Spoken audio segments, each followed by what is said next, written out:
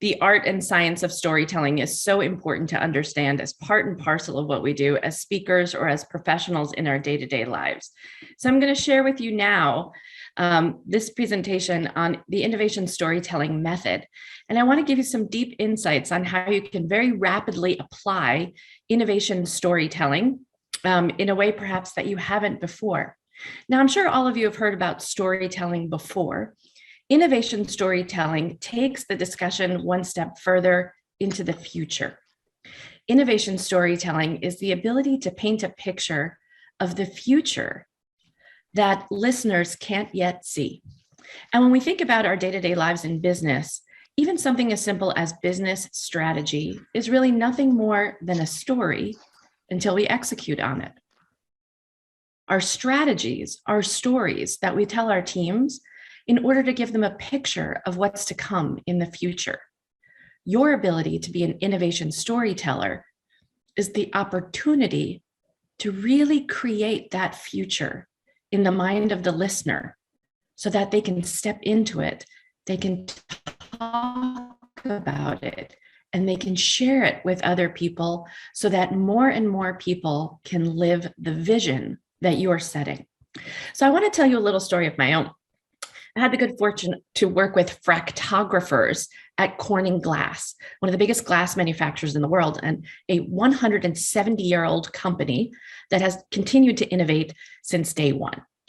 So I walked into a room of fractographers. I didn't know what a fractographer was. For the record, these are the people who determine how glass breaks, whether your head goes through a windshield, whether that windshield bends, whether it breaks into 1,000 little pieces, or whether it pops out upon impact.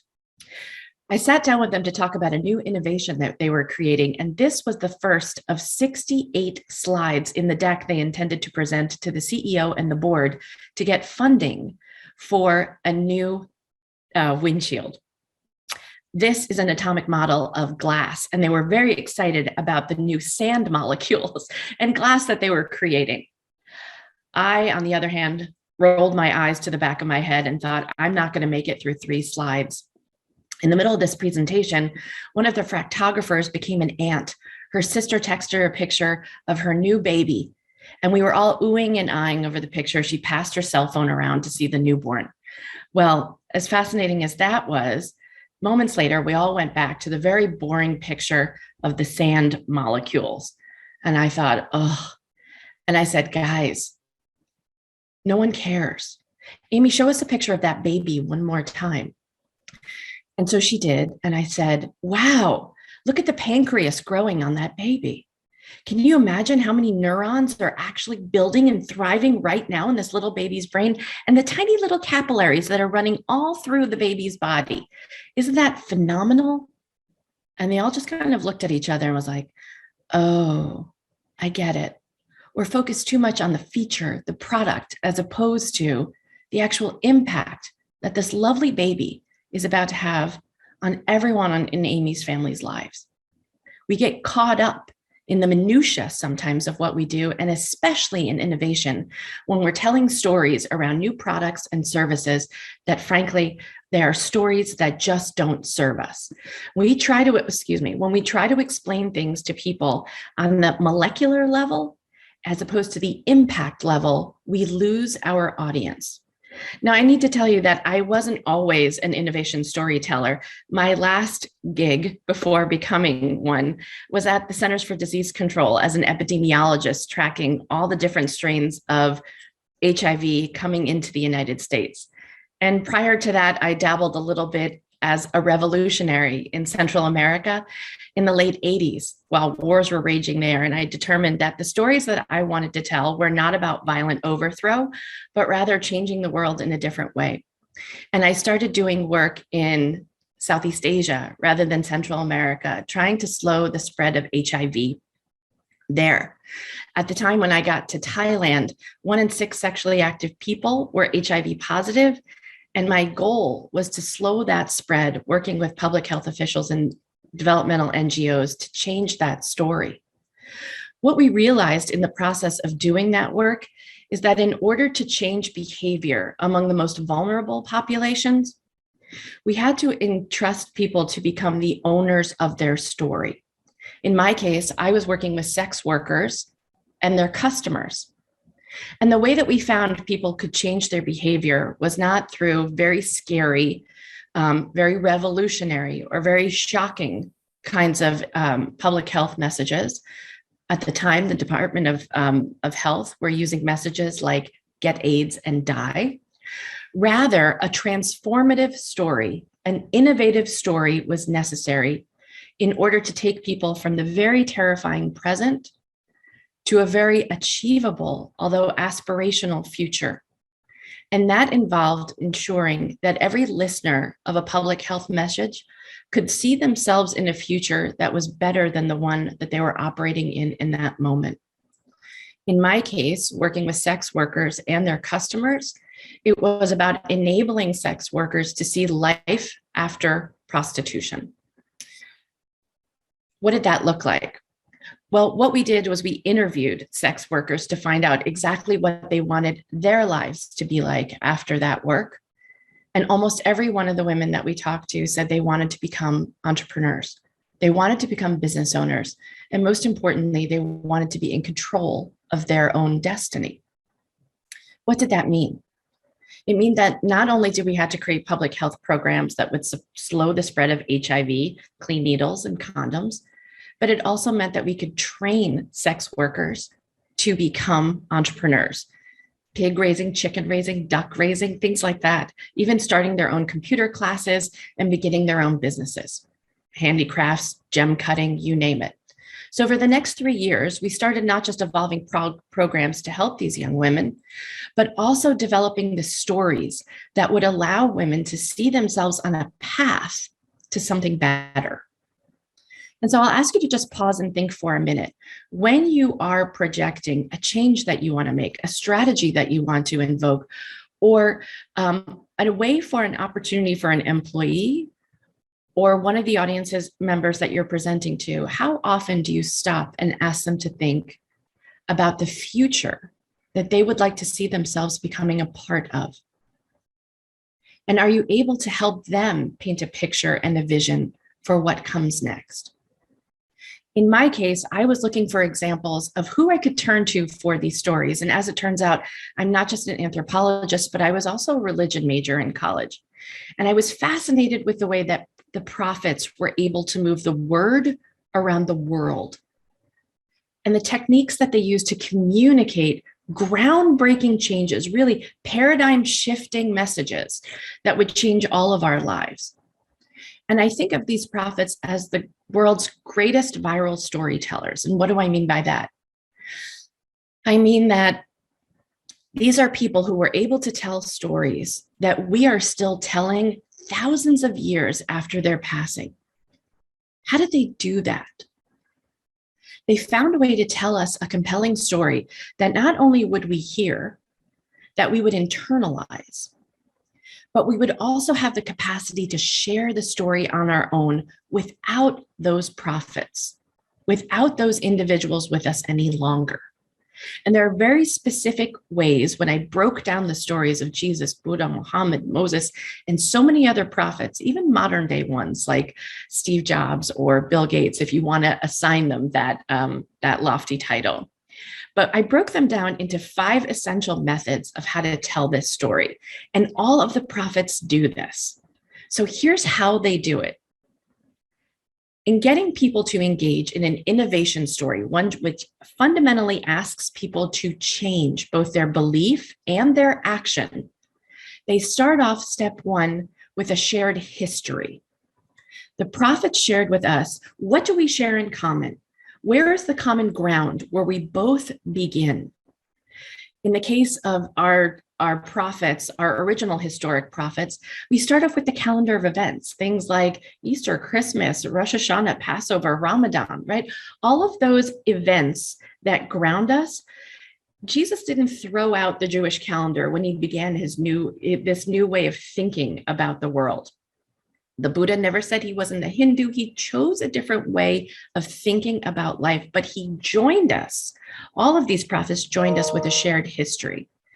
And that shared history is a common ground we begin with. And then what are those values and that purpose? What are the values and the purpose that we're taking with us from that shared history, but also new values that need to be incorporated in order to make change? So those values might be taking a giant shift, right? From an eye for an eye to turn the other cheek. Those shared values of what are the ones that we hold on to, and you think about it in a corporate standpoint, maybe it's integrity or transparency. Maybe some of those values weren't there originally, but need to be incorporated now. So ask yourself, am I doing an inventory of what are the values that we all believed in originally? And now what is the new set of values I need in order to make change, in order to align with the new purpose that I'm setting forth? Step 3 is the message. So this is the hard part. The message is actually crafting the words that move people into action. So creating that message where we say, now we are burning the boats. We're not going back to doing things the way that we've always done them. It's time to forge ahead. It's time to make a bold move. And this message, if you do it right, resonates with a group of early adopters. Now, we think oftentimes those early adopters, those 12 apostles, or that Sangha in the forest that followed the Buddha into to following his meditations and his teachings. Those early adopters aren't always the cheerleaders. In fact, many times they're great skeptics. And it's those skeptical audiences that actually can wind up being the greatest cheerleaders in the group. So as a leader, it's our responsibility to identify those early adopters, those people who are shaking their heads saying, yes, I agree, that resonates with me, and bringing them along, because those are the individuals who will wind up sharing the story first. Today, we call them influencers. Those are the people who see the light and want to take it to the world. And lastly, how do we get other people, the listeners of those early adopters, to share the message around the world? That requires viral language. So when we look at great orators, they use rhetorical devices, they use alliteration, they use rhyme, they use things that will allow us to create a memory, but even more importantly, evoke an emotion with that viral language that sticks with us. And if you'd like a copy of this, feel free to just shoot a text to iStory, and I'll be happy to send you this little worksheet around innovation storytelling so you can begin creating your own. Just feel free to send that, and within the next 48 hours, we'll send you over that 5 essential rules of innovation storytelling. I'll be happy to share that with you. So let's talk a little bit about this viral language and why stories work so well. If you're speaking in any capacity, it's the story that sticks, because that's how the human brain is hardwired.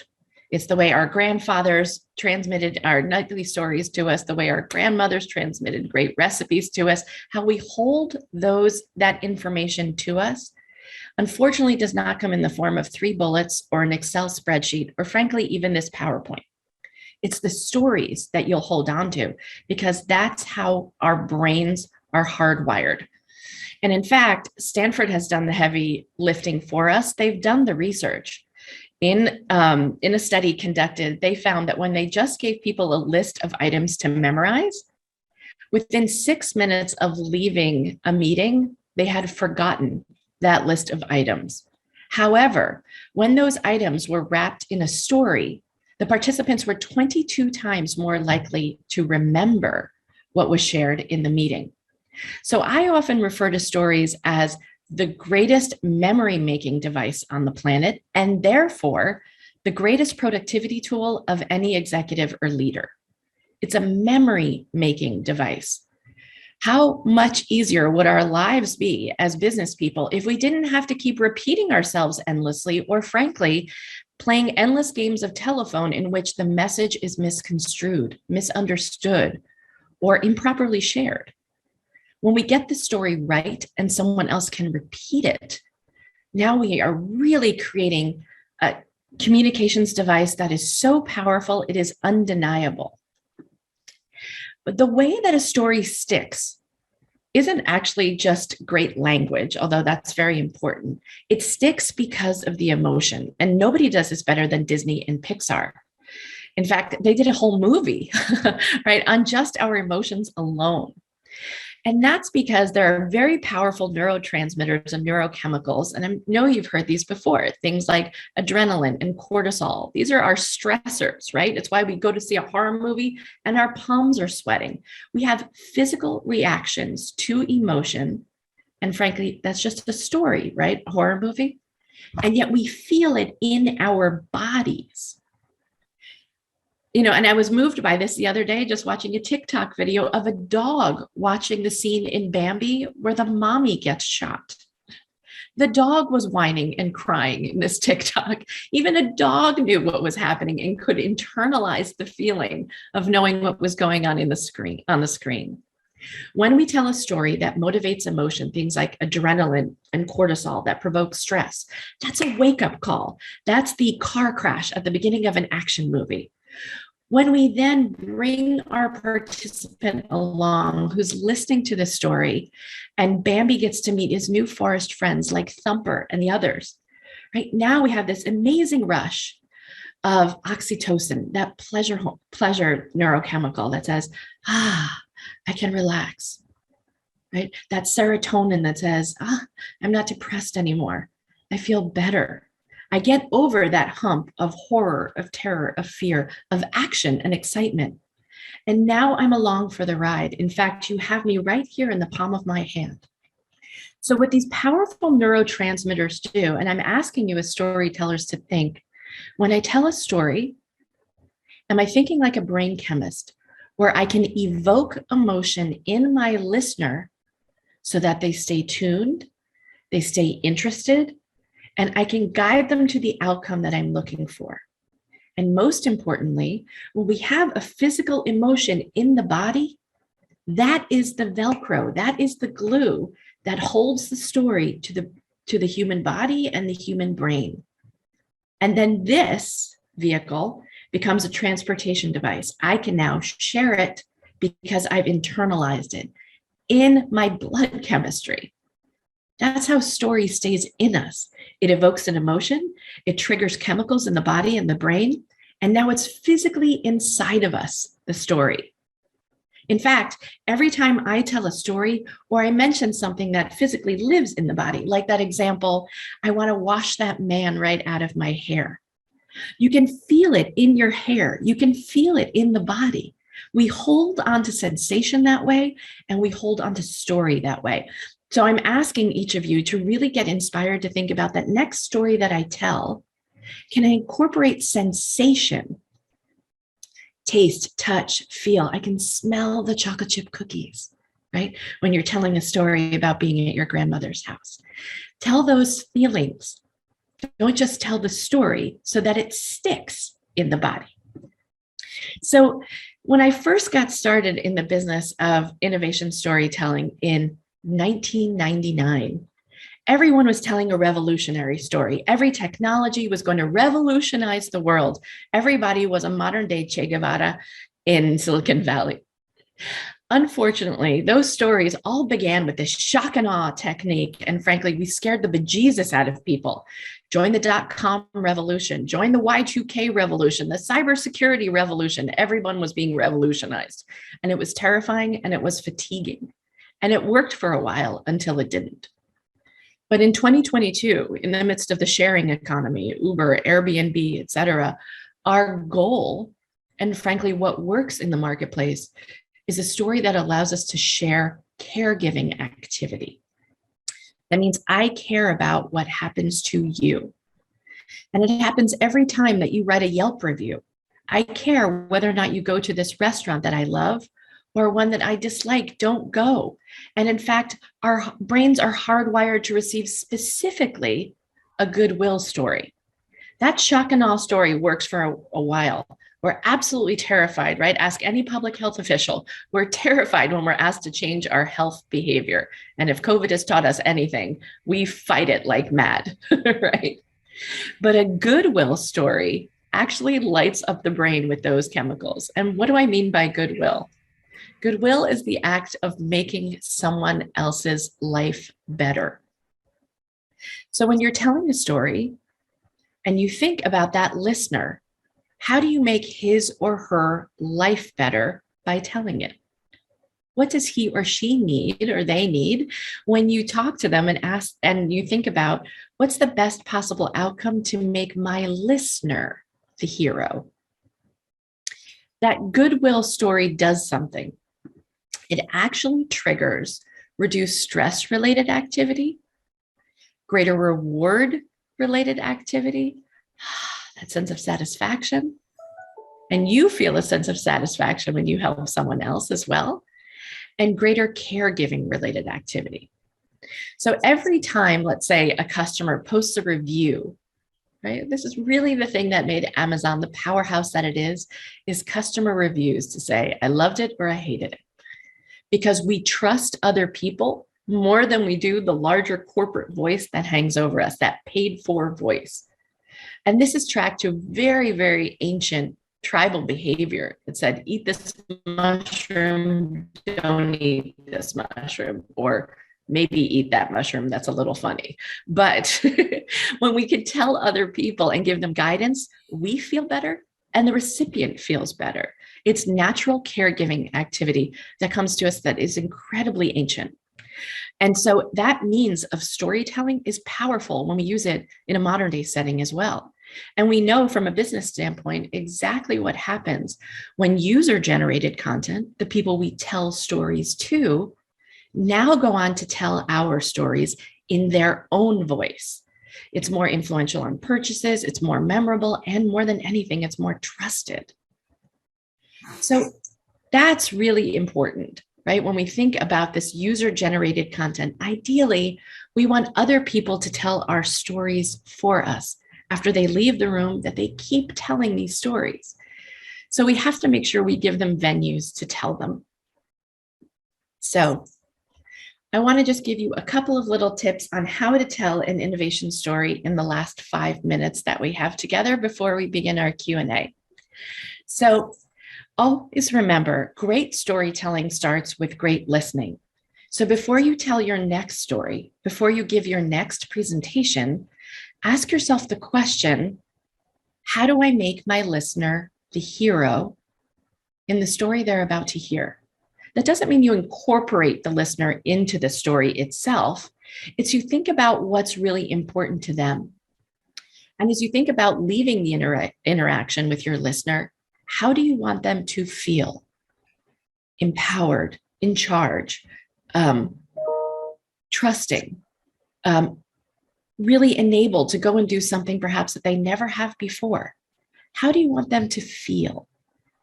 So making the listener the hero and just stopping and thinking for a moment, what does my listener need from me to feel exceptional or to feel a very specific way upon exiting this story today?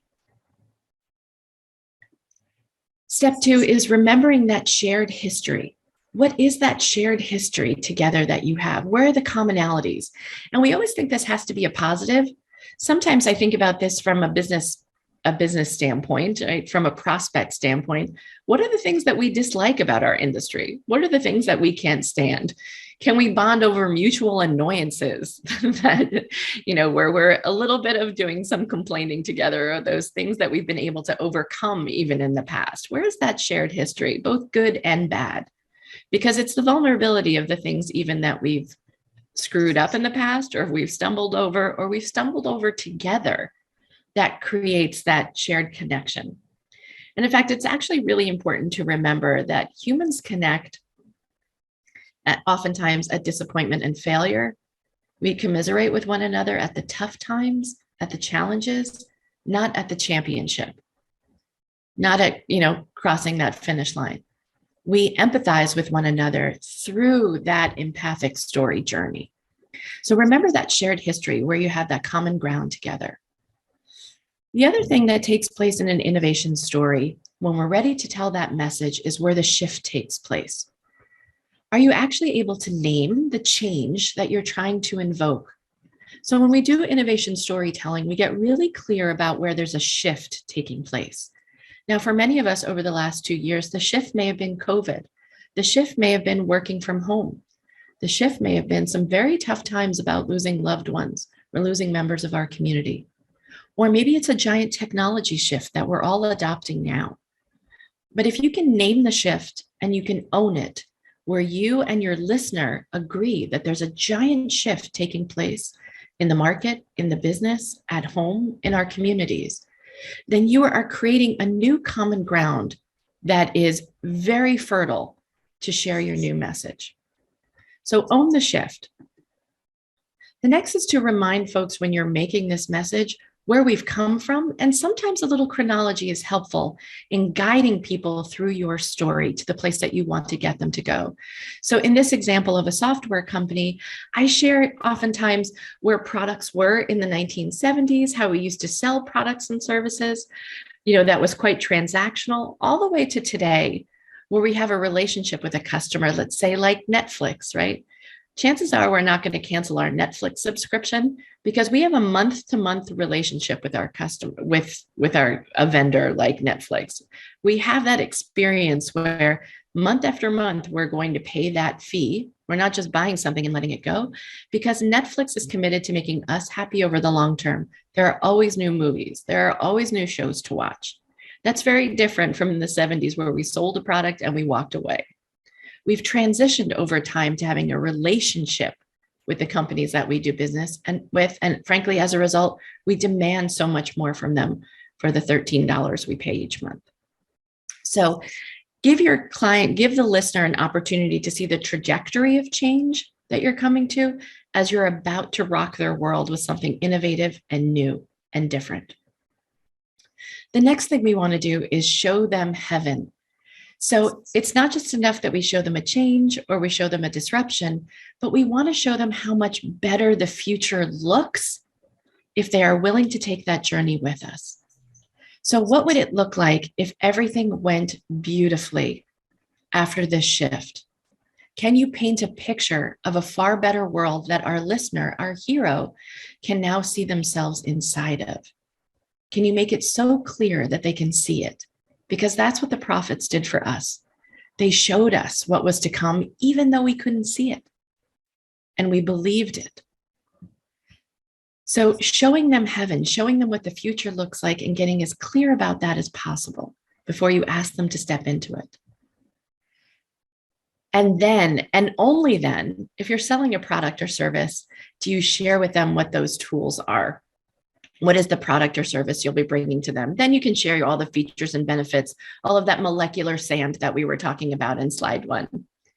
And don't forget to bring the testimonials. Don't forget to bring the great ideas of customers who are already using these, or frankly, other employees who have already stepped up into this new changed world. Or maybe it's community members who have already experienced the change and want to talk about it. Right? These are our early adopters who want to talk about how amazing our work is together. And then finally, identify where the obstacles are. Where are the tough spots where it's really hard to make change happen? When you and your listener can sit down together and come up with solutions, and whether that's a customer or an opponent across the table, whether it's someone who really wants to come along for the journey but doesn't know exactly how, this is the opportunity for your listener to get vulnerable and share where the tough spots might be in making change. And then finally, how do you both win?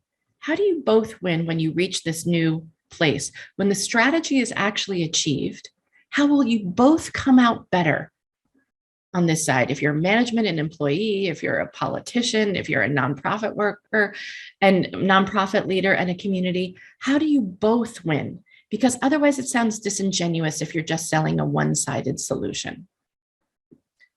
And finally, what I want to tell you about that windshield, it wasn't just sand that we were starting off with. I want you to imagine your own self-driving car. And imagine that your windshield now becomes a 55-inch television where you sit back and relax on your ride home, watching the remainder of Bridget Jones' Diary or your favorite Van